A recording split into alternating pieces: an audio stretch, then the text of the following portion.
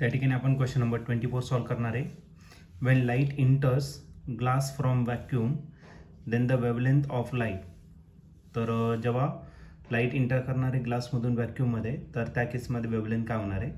तर हा क्वेश्चन 2020ला आलेला होता. याच्या 4 ऑप्शनपैकी पहिले जे ऑप्शन आहे रिमेन्स कॉन्स्टंट, बी ऑप्शन आहे डिक्रीजेस, सी ऑप्शन आहे बिकम्स 0 आणि लास्ट डी ऑप्शन आहे इन्क्रीजेस. तर या 4 ऑप्शनपैकी या क्वेश्चनचा आन्सर काय असणार आहे तर आपण याला सॉल्व करूया आणि मग डिसाईड करूया.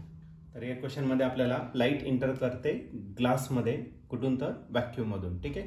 तर व्हॅक्यूममध्ये जर घेतलं speed of light in vacuum medium तो कसा असणार, जास्त नसणार. Okay. Speed of light in vacuum, व्हॅक्यूममध्ये सगळ्यात जास्त लाईटचा काय असतो तर स्पीड असतो. In vacuum is more than speed of light in glass. ग्लासमध्ये तो कमी असणार. ओके. कारण डेन्सर मीडियम जितका असेल तेवढा स्पीड का असतो, कमी असतो. ठीक आहे. आता या ठिकाणी स्पीड जर घेतला व्हॅक्यूमसाठी आपण काय करू तर ओ ने रिप्रेझेंट करू आणि जो ग्लासचा स्पीड आहे तो कशाने केला तर जी ने या ठिकाणी आपण काय केलं तर रिप्रेझेंट केला. ओके. आणि या केसमध्ये आपल्याला माहिती आहे VO इज ग्रेटर दॅन काय VG. ओके. व्हॅक्यूम मध्ये स्पीड जास्त आहे आणि स्पीडचा जर फॉर्म्युला घेतला तर तो काय असतो N इंटू लॅम्बडा. आता लॅम्बडा हा कशामध्ये झाला व्हॅक्यूम मध्ये, N म्हणजे फ्रिक्वेन्सी आणि लॅम्बडा म्हणजे काय वेवलेंथ, आणि N इंटू काय घेतला लॅम्बडा G.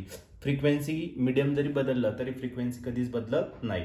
आणि या केसमध्ये आपल्याला काय दिलेलं आहे, मग आपला टर्म राहणार VO डिवायडेड बाय काय VG is equal to lambda O divided by lambda G. आता या केसमध्ये घेतलं तर VO कसा आहे ग्रेटर आहे. VO जर ग्रेटर आहे तर लॅम्बडा O तुमचा ग्रेटर असेल आणि लॅम्बडा G कसा असणार स्मॉल असणार. ओके. मग as VO is greater than VG therefore we can write that lambda O is greater than का असणार lambda G. मग आपली जी लाईट आहे ती कुठून चालली तर ग्लासमध्ये चालली, कुठून व्हॅक्यूम मधून. ठीक आहे. तर व्हॅक्यूम मध्ये जास्त वेवलेंथ आहे तर ग्लासमध्ये वेवलेंथ काय होणार तर डिक्रीज होणार आहे. मग ग्लासमध्ये वेवलेंथ जी आहे ती काय होणार तर डिक्रीज होणार आहे आणि या ठिकाणी तुम्ही डिक्रीजेस आणि या ठिकाणी ऑप्शन जर बघितलं तर ऑप्शन नंबर बी जो आहे तो आपल्या या ठिकाणी करेक्टली मॅच झालेला आहे.